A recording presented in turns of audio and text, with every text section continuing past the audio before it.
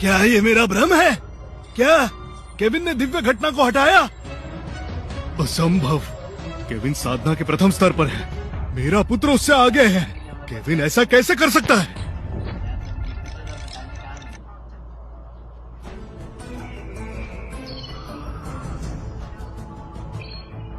क्या हो रहा है? अचानक अंधेरा क्यों हो गया? सुनो, ये हवा की झोंके की आवाज लगती है। ये एक स्वर्गीय घटना है। ऐसी घटना तब होती है जब कोई योद्धा योगी अपना स्तर बढ़ाता है। क्या ऐसा लगता है हमारे ज्येष्ठ भ्राता स्तर बढ़ा रहे हैं?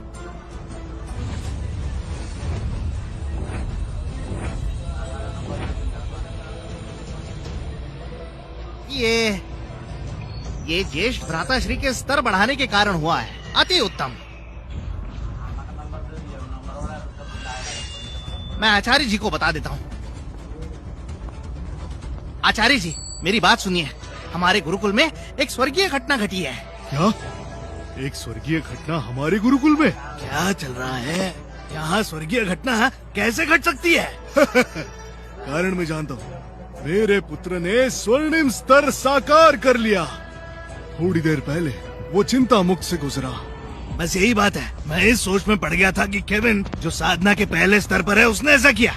केविन 10 साल से तपस्या कर रहा है। वो अचानक स्वर्णिम स्तर कैसे साकार कर लेगा? लगता है हम गलत थे। कैलेब क्लार्क ही असली विद्वान है। वो स्वर्ग का गौरव है। वो केविन नहीं है। तुमने केविन को हाथ हिलाते हुए देखा नहीं था क्या? वो स्वर्गीय घटना को रोकने की कोशिश कर रहा था। वो साधना के पहले स्तर पर है। ऐसा केवल सम्राट स्तर वाले कर सकते हैं। कैलेब की स्थापना ने स्वर्गीय घटना उजागर की। वो एक दिन अवश्य सम्राट बनेगा। कैलेब क्लार्क की बात ही ऐसी है। सम्राट का अंदाज है। सम्राट के जैसा अंदाज। अच्छा।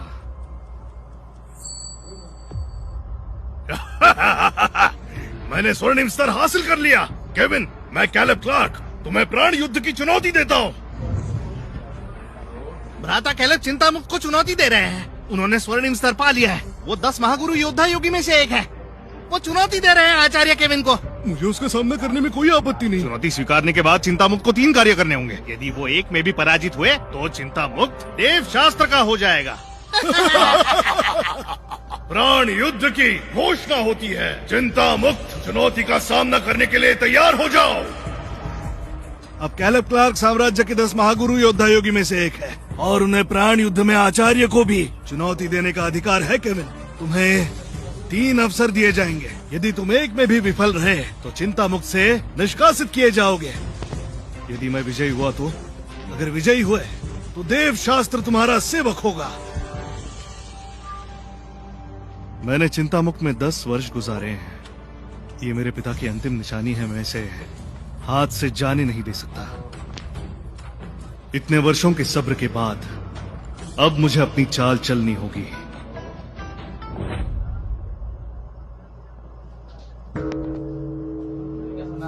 केविन, आशा नहीं थी तुम जैसा नाकाम इतना निर्भय होगा। यहाँ आने का साहस। केविन, समझदारी दिखाओ, घुटने टेको, हमारे ज्येष्ठ भ्राता से क्षमा मांगो, अन्यथा जब युद्ध की शुरुआत होगी तो बचाव के लिए भागना मत। केविन, मैं उम्र में बड़ा हूँ इसलिए समझा रहा हूँ। शीघ्र क्षमा मांग लो और पराजय स्वीकार लो। तुम केवल ऊर्जा की शुद्धि कर रहे हो। तुम कैसे कैलेब का सामना कर सकते हो? जब कैलेब ने मूल स्थापना का निर्माण किया तो एक दिव्य प्रतिक्रिया उत्पन्न हुई। वो योगियों की दुनिया में सर्वश्रेष्ठ है और तुम 10 वर्षों से एक ही स्तर पर हो। एक बात याद रखो, इस जन्म में तुम कभी भी आगे नहीं बढ़ पाओगे। समझ गए तुम? तुम्हारी शक्ति और कैलेब जी की शक्ति में भूमि और आकाश का अंतर है, समझे ना? कैलेब भाई ने अगर तुम्हें छू भी लिया ना तो तुम्हारी मृत्यु निश्चित है। केविन, अपने घुटने टेक दो या फिर केवल खुद मृत्यु को स्वीकारो, पर मेरी पुत्री को इस सब में घसीटने का दुस्साहस मत करना। स्वर्णिम स्तर, हाँ, मेरे समक्ष उसकी शक्ति शून्य है। आचार्य की ऊर्जा की शक्ति बाकियों को कम लग सकती है, परंतु वास्तविकता में कोई भी उनके समक्ष नहीं टिक पाएगा। ये व्यक्ति तो मुंह फट भी है और लंबी लंबी हाँकता है। इसकी शक्ति का स्तर इतना कम है कि कोई नौसिखिया शिष्य भी इसे धूल चटा दे। भ्राताश्री इस पर केवल एक उपकार करेंगे, वो भी केवल इसलिए इसके पिता का साम्राज्य के उद्धार में योगदान है। इन नौसिखिए शिष्यों को कदाचित अनुमान नहीं है कि आचार्य केविन कितने शक्तिशाली है। यदि वो क्रोधित हो गए तो समस्त साम्राज्य पूरी तरह नष्ट हो जाएगा। केविन, एक समय पर तुम्हारे पिता साम्राज्य के गौरव और शौर्य थे। उनके घर तुम जैसा पुत्र जन्मा, ये कितनी दुखद बात है। दम नहीं है किंतु बड़ी बात है। केविन, तुम्हें पराजित करने के पश्चात मैं चिंता मुक्त को नष्ट कर भूमि में समा दूंगा। उसके बाद तुम्हारी कुटिया जलाकर राख कर दूंगा। फिर मैं वहाँ एक महल की स्थापना करवाऊंगा टेसा को जीवन भर के लिए। वही बंद रखूंगा अपने लाभ के लिए, अपने आनंद के लिए, चरम सुख के लिए। भागो, उन्होंने आचार्य को क्रोधित कर दिया। हमें इससे दूर रहना चाहिए। इन मूर्खों को अच्छे बुरे का अंतर नहीं पता। आचार्यों को वास्तविकता में क्रोधित कर दिया। ये लोग गए काम से। इन्होंने ही अपने पैरों पर कुल्हाड़ी मार दी।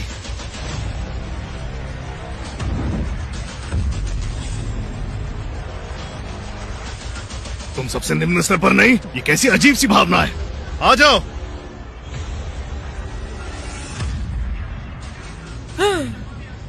वास्तविकता में मैं तुमसे बिना स्तरों के निपट लेता, परंतु आज मैं तुम्हें नहीं छोड़ूंगा।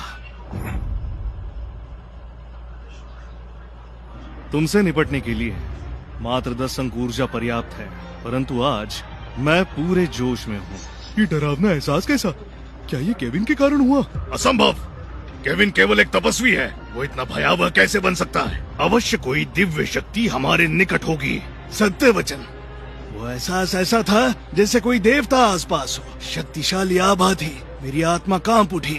और केविन के कारण ऐसा होना असंभव है। उसकी आभा इतनी शक्तिशाली नहीं है।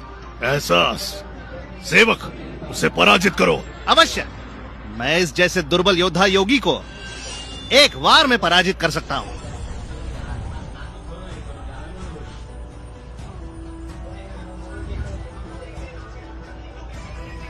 मेरे आचार्य को चुनौती देने से पूर्व तुम्हें मुझसे युद्ध करना होगा। आचार्य जी, यदि प्राण युद्ध स्वीकारना ही था तो कम से कम मेरे आने तक तो रुकते। आप अपने स्तर और शक्ति की सहायता से पराजित हो जाएंगे। ये हमारे लिए शर्मनाक बात होगी।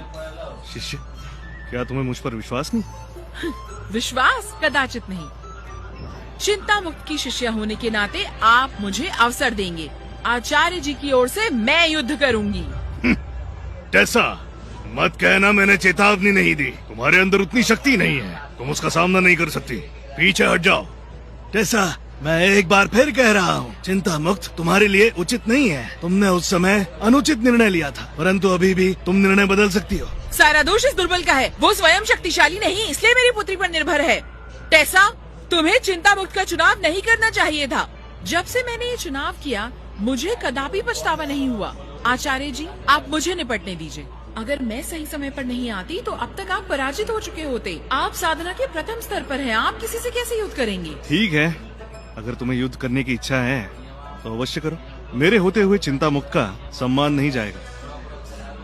आचार्य जी, आप उसका सामना नहीं कर सकते। यदि मैं सही समय पर ना आती तो चिंता मुक्त संकट में पड़ जाता। परंतु आचार्य जी से एक भयावह आभा प्रकट हुई थी। क्या वो मेरा भ्रम था? भ्रम ही होगा, क्योंकि आचार्य उतने शक्तिशाली नहीं और एक समय पर मैं सम्राट स्तर पर थी। वो एक पूर्व सम्राट को कैसे डरा सकते हैं? टेसा लैंग, आज मैं तुम्हें एहसास दिलाऊंगा कि चिंता मुक्त को चुनना तुम्हारे जीवन की सबसे बड़ी गलती थी। सेवक, पहला वार उसके चेहरे पर करो। हाँ, तुम्हारे आचार्य के लिए मुझे केवल एक वार करना पड़ता। तुमसे निपटने के लिए भी एक वार पर्याप्त है। मेरे सामने तुम केवल शिशु समान हो, तुम मुझसे निपट नहीं पाओगे। तुमने मेरा अपमान किया। आज मैं तुम्हें देव शास्त्र की शक्ति का एहसास दिलाऊंगा। ये लो।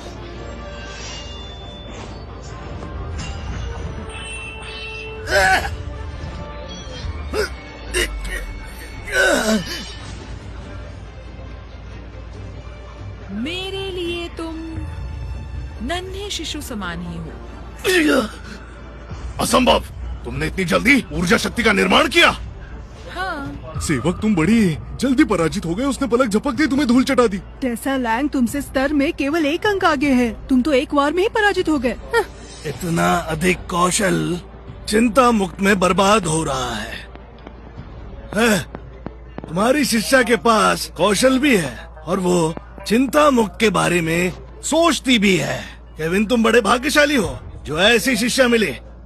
चिंता मुक्त में होना 10 वर्षों के आशीर्वाद के समान है, और जब मैं सम्राट स्तर साकार करूंगी तो अपने आचार्य को अपना शिष्य बनाकर